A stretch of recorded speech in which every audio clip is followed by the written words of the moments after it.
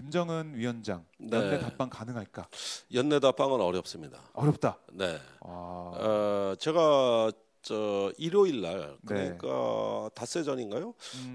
저기 금강산을 가서 아태평화위원회 네네. 부위원장을 비롯한 이태건 부위원장을 비롯한 그 북한 측 주요 인사들 만나고 그러셨어요? 왔습니다. 예. 네. 근데 지금 북미 회담이 다 지연되고 남북 교류도 다 지연되고 있지 않습니까? 네. 지금 남북 간에 되고 있는 거라고는 저 군사 합의서예요. 그렇죠. 예, 그건 GP 그거는 철수하고 네. 진척이 많이 됐죠. 예, 그건 GP 많이 됐죠. 그러니까 철수해서 폭파하고. 군사 분야만 유독 앞서가고 네. 지금 이 연내하기로 했던 그 평양의 그 모란봉 악단의 서울 공연이라든지 예. 있었죠. 또 이산가족 추가 상봉이라든지 또 채용 문화 등 여러 가지 교류라든지 이런 것들이 다 미뤄지고 있죠. 그러는 가운데서 지난 9월에 평양 정상회담에서 네. 김정은 위원장의 연내 서울 답방이 사실상 합의가 됐는데 그렇죠. 그 뒤에 네. 갑자기 또 꼬이기 시작했습니다. 그래가지고 북미 정상회담, 북미 고위급 회담이 줄줄이 연기되고 네. 있거든요. 그래서 이 문제를 협의를 했어요. 그런데 북한 측은 김정은 위원장의 서울 답방에 대한 남한의 여론 또 그 효과에 대해서 굉장히 관심이 많더라고요. 그래서 이게 연내는 물 건너 간 것 같지만 네. 연초가 될 수도 있기 때문에 이 자기네 위원장의 서울 답방에 대한 굉장한 관심을 아직까지 유지하고 있습니다. 그 연내 답방은 힘들다. 이게 북미 대화의 지금 상황을 볼 때 그게 쉽지 않다 이렇게 보시는 거죠? 근데 조금 미뤄지는 게 나쁜 건 아닌 것 같은 게 그 지금까지의 북미 대화의 양상은 네. 실질적인 협상을 했다기보다는 사진 찍고 기자회견하고 이렇게 악수하는 일종의 퍼포먼스에 가까웠어요. 지난번 싱가포르에서요. 예, 그러면서 서로 자기 주장만 했습니다. 그런 다음에 그 실무 회담을 하니까 판판이 다 깨졌습니다. 김영철 폼페이오 이렇게 국무장관급 네. 의 회담에서 잘 됐다는 소리를 저는 한 번도 들어본 적이 없습니다. 그거는 비핵화의 방법론을 둘러싸고 네. 선비핵화냐 아니면 미국의 양보 조치와 동시에 하는 비핵화냐 단계적 동시적으로 할 거냐 이런 면에서 이견을 좁히질 못했는데 네. 미국은 또 제재를 강하게 하니까 북한이 협상장으로 나오는 거라고 믿고 있고 네. 북한은 우리가 미국을 효과적으로 위협했기 때문에 나오는 거라고 보고 있기 때문에 네. 이 둘 간의 인지 부조화 현상이 해소가 안 됐습니다. 그런데 지지난주인가요? 그 스티븐 비건 그 네. 미국의 대북 협상 특별 대표가 대표. 다녀갔지 않습니까? 그랬죠? 사실 높은 사람은 아니에요. 차관복급밖에 안 되는데 네. 온통 휘젓고 다녔을 때 우리가 그 현상을 굉장히 좀 이례적으로 봤단 말이죠. 저기 뭔가 있구나. 네. 그런데 그 이면에는 미국이 이제 협상안다운 협상안을 처음으로 마련한 겁니다. 북한에 대해서. 예. 즉 북한이 앞으로 영변 핵시설을 비롯한 각종 핵 불능화 조치를 할 때 미국은 뭘 줄 수 있느냐 이게 그렇죠. 없었거든. 없었죠. 근데 그것이 생겨났다고요. 그러니까 내년 초까지 시간을 지연하면서 네. 일종의 어떤 협상안을 이제는 구체화하고 있다면 이건 나쁜 일이 아닙니다. 예. 굉장히 좋은 현상이에요. 그렇네요. 저희가 볼 때는 언론에서 그렇고 이게 늦어지니까 미러다가 판이 깨지는 거 아니야. 또 이 중간 선거 결과에 따라서 민주당이 다 이 하원을 장악했기 때문에 뭐 상임위나 이거 다 장악했잖아요. 그래서 트럼프 이 외교 정책에도 브레이크를 거는 게 아니냐 이런 분석도 좀 나오던데 그게 아니군요. 그렇지 않습니다. 네. 지금 시간이 지연된다는 건 이제 북핵 문제 해결에 이 현실성을 이제는 갖추기 시작했다는 얘기고 네. 그 70년 적대 관계가 하루아침에 풀릴 수 있다고 봤던 건 애시당초 환상이었어요. 그렇게 쉽게 풀리지 않습니다. 그것보다는 서로의 관심사를 얘기할 수 있는 네. 구체적인 협상안 이런 것들이 준비가 돼야 되는 겁니다. 네. 근데 그게 이제 준비가 됐다는 점에서는 협상다운 협상은 이제부터 시작이다. 네. 그렇다면은 연내에 뭘 한다는 게 그다지 중요성이 있는 사안이 아니라는 겁니다. 뭐 연내 종전선언을 체결한다, 연내 김정은 위원장이 답방한다. 이거는 4.27 판문점 선언이나 네. 9월 평양 선언 할 때까지가 중요한 아젠다지. 아. 지금 연말이래봤자 한 달 10일밖에 안 남았어요. 이제 그렇죠. 연말 예, 다 가고 예. 이제 시간이 없는데 무슨 연내 이런 거 이제 고집해서 무슨 소용이 있습니까? 그 의미가 없어진 거예요. 네. 의미가 없어지고 단지 이제는 시간표란 건 없다.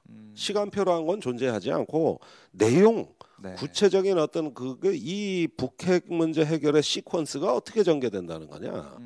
이런 어떤 그 내용적인 측면으로 전환하고 시간은 얼마든지 충분히 갖겠다. 네. 뭐 당장 뭐 트럼프 중간 선거도 끝나 급한 것도 없고, 그렇죠. 이제 재선까지는 2년 남았고, 네. 또 우리나라도 내년에 선거도 없고, 네. 그리고 북한은 뭐 임기가 없는 나라이기 때문에. 그렇죠. 그러니까 이 정치적인 국내 정치의 압박에 쫓기지 말고 이제는 협상을 있는 그대로의 현실에 적합성을 네. 갖고 한번 해본다는 측면에서는 저는 오히려 지금이 진짜 협상의 국면 아니냐. 네. 괜히 우리가 연내라는 시간에 쫓겨가지고 아하. 미국도 그렇고 그렇죠. 이래 왔던 거는 이제 그 족쇄가 다 풀렸다. 저 네. 그렇게 봐요. 저희 그 애청자 뉴스 럼넘님께서 와 역시 전문 분야 하시면서 새로운 시각이 생긴다 이런 말씀도 해주셨네요. 감사합니다. 역시 김종대 의원님 만나면 그 외교 안보 분야 들으면 눈이 번쩍 떠지는 것 같고. 그래. 네. 예. 그러니까 사실 이 중간 선거 앞두고 중간 선거 전이냐 바로 후냐 뭐 고위급 회담이 언제 열리냐 뭐 그 저희 트럼프랑 김정은이 어디서 만나냐 이런 얘기 계속 쭉 나왔었는데 지금 당장 뭐 내년 초로 아마 내년 초 이후로 그 북미 정상회담이 미뤄지고 북미 고위급 회담도 뭐 다음 주에 열릴 수 있다고는 하는데 조금 미뤄지면서 야 이거 어떻게 되는 거야 이러다가 판 깨지는 거 아니야 그랬는데 그게 아니라 오히려 더 잘 되는 과정 하나하나 한 걸음 한 걸음 나아가는 과정이다 이렇게 볼 수가 있네요. 그러니까 네.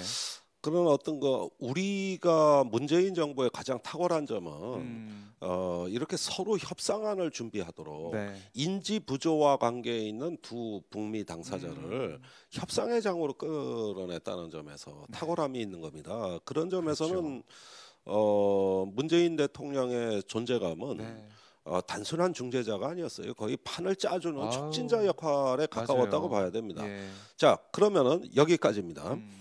이렇게 해서 이제 협상안들이 구체화되고 그것이 테이블 위에 올라가는 과정까지는 매우 생산적이고 건설적인 국면인데 그것이 내년 초 상황이라고 한번 가정한다면 여기서부터는 정말 심혈을 기울여 맞춰내고 뼈를 깎는 양보를 할 각오들이 돼 있어야 되거든요. 네. 그런데 내년 초에 그러한 협상안이 어느 순간에 다 무위로 돌아가는 상황이 존재한다면 네. 이건 정말 과거로 되돌아갑니다. 이거는 정말 무서운 일이에요. 그러니까 굳이 어떤 정파적 입장을 떠나가지고 한반도 정세에 대해서 말씀을 드리자면 전 낙관도 아니고 비관도 아니고 현실주의자입니다. 그런데 낙관론이나 비관론이 다 같이 주관적일 뿐만 아니라 위험하다는 생각을 저는 가끔 갖고 있는 것이 정말 현실에 입각하고 문제 해결하는 방향으로 가야 되는데 이것이 자칫 남북미 3자 간의 어떤 그 정치적인 문제, 이데올로기적인 문제, 국내 정치의 문제에서 커다란 어떤 그 변수가 등장할 때는 굉장히 어려워질 수도 있겠다. 그런 점에서 이제 올해가 얼마 안 남았는데 마지막 한 달 10일 남은 이 연내에 판문점 선언도 비준 동의를 안 하면 내년에 가서는 비준 동의 한다는 게 의미가 없잖아요. 연내에 하게 돼 있는 걸 내년에 할 수는 없는 거 아니에요. 그래서 그게 다 무너진 건데 그때 가서 판문점 선언 비준 동의를 받는다? 웃기는 노릇 아닙니까? 그러면 지금 체결할 비준 동의할 수 있게 남아 있는 시간은 한 달 남짓이에요. 그렇게 볼 수 있겠네요. 그리고 그 남은 기간에 그래도 국회를 이 남북 관계 개선에 끌어들일 수 있는 이런 어떤 지혜를 발휘해야 됩니다. 저번에 임종석 청와대 비서실장이 대통령 평양 방문 때 그 야당 설명해 보죠. 대표를 초청한다는 걸 기자회견을 하니까 아 저번에 예, 그때까지 그 고민하고 있던 바른미래당이 한마디 상의도 없이 기자회견으로 통보하니까 거절해버렸잖아요. 그러니까 이렇게 하지 말고 네. 그때 바른미래당을 끌어들였으면 어떻게 되느냐 하면 보수를 갈라치기 하는 거예요. 저 당시에. 애국 자칭 애국 보수들은 계속 반대하시고 자칭 개혁 보수들은 포섭해 가지고 그렇죠. 차별화된 이제는 모습을 보여야 되니까. 평화 세력이 다수파가 됨으로써 이후 정국 관리가 쉬워지는 겁니다. 네. 이렇게 끌고 가야 되는 거죠. 그게 내년 초 전국이 돼야 되는 건데, 그런데 이렇게 뭘 집어 던지듯이 통보하듯이 하면 어떻게 되냐 하면은 저 자칭 개혁 보수 세력과 자칭 애국 보수 세력이 네. 합쳐져 가지고 보수 대통합. 이게 진영 간 대결이 되는데 예. 이 이데올로기 전선은 우리한테는 매우 안 좋은 프레임이거든요. 그렇죠. 그러니까 이런 점에서는 올해 그 정기국회 이렇게 오랜만에 사이 좋은 여야 관계를 네. 활용을 하셔서 아하. 그걸 남북 관계의 견인차로 예. 그 추동력으로 삼는 것이 좋겠다는 게 제가 청와대에 드리고 싶은 고언입니다. 예, 알겠습니다.